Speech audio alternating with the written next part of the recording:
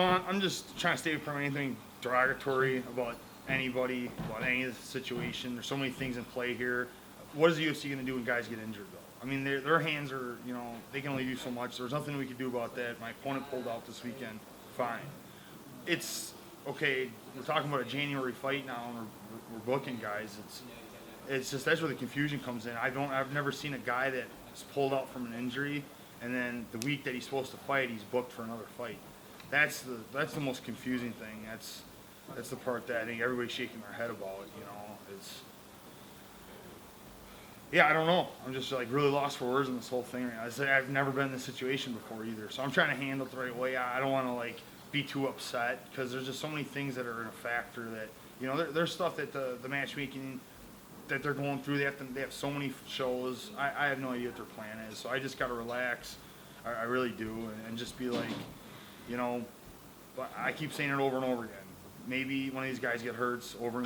I get to fight Junior Dos Santos. This all makes sense then. I mean, ultimately, that's the fight I would want anyway. He's ranked higher than Stipe and Andrei. And if I can go in and get the opportunity to fight Junior and beat him, that's going to say everything I can possibly say with my actions. So we'll just wait and see what happens. We'll hope that the universe has a grand plan for me, and I just got to be ready for it. There's a real logjam at the top of that heavyweight division, and even though your fight fell through before the Dublin event, you've still made that trip. You've come over and you're doing guest fighter duties for the UFC, and you're putting in appearances, you're meeting the fans and all the rest of it. Have you had any communication from the UFC with regard to what might be next? Have they given you any kind of heads up? Presumably they didn't give you any heads up about the fight because that came as a big surprise to you at the time, but has there been any communication since the announcement? Yeah. The UFC kind of just said, they want me to fight around the same time frame as Arlovski and Stipe. So, regardless, I mean, that's good. I mean, we can find a fight. It's just the options are very slim, and that's the problem. So who and everything, I don't know. There's been a couple names, and even those names are it sounds like they have outside obligations. So, I don't even see anybody's name because it's just such a toss-up. I have no idea what's gonna happen. All I know is, whatever it is, if I have to wait a little bit, I just want to fight someone that's gonna move me ahead. I mean, I keep trying to call out the top 3 guys. I mean, what more can I do? I've been doing it for a year. Toughest guy you got, fine, let me fight him. So that's just it. I'm just trying to take the fights that make sense. I just don't want to fight some guy. I just not in a situation just fighting to fight. I mean, I have over 40 professional fights. I want each fight to make sense, and I don't know what's going to happen because every guy that's in front of me has a fight book now. The question was, Matrion, a guy that's ranked out of the top 10, is fighting Travis Brown, a guy in front of me. Why don't the universe switch some things around here? Why don't politics for once work in my favor and drop that fight and put me in, or something? So I don't know. Or Overeem, take him out, put me in for Junior. I mean, Ben, trying to put a positive spin on it. Obviously, these fights have been made. Junior Dos Santos, Alistair Overeem, of course, Stipe Arlovski. In some sense, though, is it good because that's already clearing out names at that top of the division and making potentially afterwards or whoever you fight, a bit easier maybe to get that title shot? I don't think so. I'm losing the opportunity. I mean, really, it's Overeem and Junior Dos Santos, Stipe, and Andrei. They're gonna get, those 4 have a fight and they're gonna get a shot to move ahead, and I'm standing here, just waiting. Like, I can't. There's nothing I can do now to get to that title shot. These 4 guys are basically getting the go ahead, and I feel like that's gonna take me longer now. The Stipe fight was the fight that I needed to get where I needed to go, and now I don't even. The bridge has been taken. Do you feel that because it's so close to the top of the division, obviously, Cain Velasquez, Ruiz Verdun matchup always been talked about, the rematch, and we've talked about those 2 other fights as well, that because of that big blockage at the top of the heavyweight division now, that, once all these fights start rolling out, we see who's a winner, who's a loser, that the division over the next year is probably going to be arguably one of the most exciting divisions in the UFC, and hopefully, you'll be a part of that if you get your title shot. Yeah, I agree with that. As far as emphasizing that the division's been held up. I mean, Cain was a champ, I think, over the course of, 4 or 5 years. He fought 3 times, or he fought only 2 different guys. So it's just like, yeah, that's been a huge problem, having a guy that's been injured a lot, not wanting to fight. That's why I promoted Verdum to win, because I felt like at least he's gonna take fights. He's gonna keep challenging us, and that definitely will help. You know what I mean? If we can get some championship fights going, you know, that's gonna definitely make more opportunities for us. March is the title event, and it's just like, you know, does Kane show up to that? You know, it's the guy has a history of getting injured a lot, so that's why I question it. And you know, that could be an opportunity. If Kane gets hurt, then one of these guys get thrown in, and we get this thing going. You know what I mean? How far do you sit out? You know, for you, is there a list of guys you'll go to the fight? Is it Frank Mir might not fight? Is that a fight you might look at, or is there a possibility you might sit out till after these guys fight?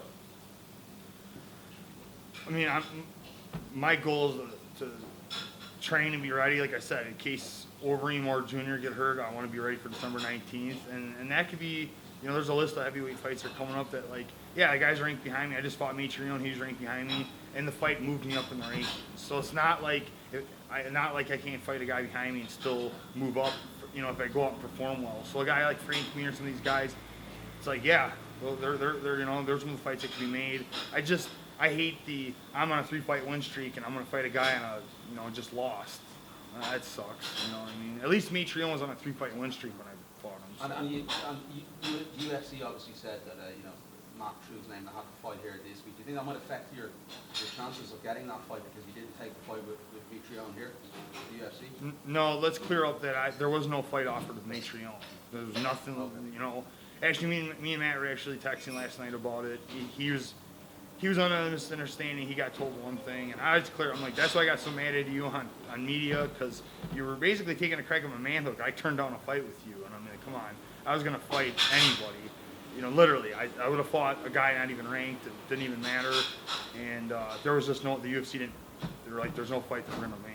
You know, Miocic was signed to fight Travis Brown. I understand, it's a legal thing. So there was no fight offered. If there was, I was going to come here and put a show on for Irish crowd. That's just the way that's why I came here. And I'm still happy to be here because you guys are some of the best fans in the world. It is, without a doubt. And I feel really bad that this UFC has crumbled the way it has, because I feel like Ireland's gotten the shaft for being some of the best fans the sport's ever had, ever. Yeah, it's disheartening to see this event fall apart and kind of you guys not get as many good events as you should. And I was willing to come here and fight anybody for you. Can I ask about your management situation? Am I right in thinking you self-manage? You manage your own career. You don't have a management company who you are affiliated to. Is that I'm not 100%. I would say I'm 90% self-managed. I have a management that takes care of my contract, that kind of thing, but I'm on my own other than that. Like, no sponsorship, stuff like that. I do everything on my own, you know. It's tough, too, because I own my own gym, and I kind of do some other things. I manage guys, so I'm like a jack of all trades. I stay pretty busy. Reason for asking is because obviously a lot of these guys, they're part of big management corporations, big management companies.